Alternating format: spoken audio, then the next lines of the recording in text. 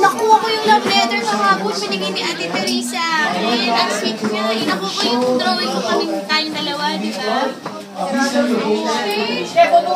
Thank you na. Okay ka lang dito? Sumalang bibig?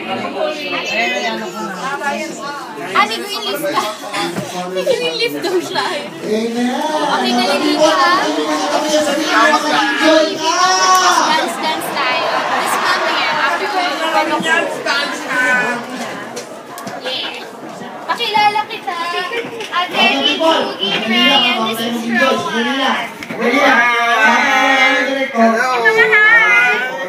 Anak mo, I'm the Brad Pitt of the Philippines. This is the Jack Black of the Philippines.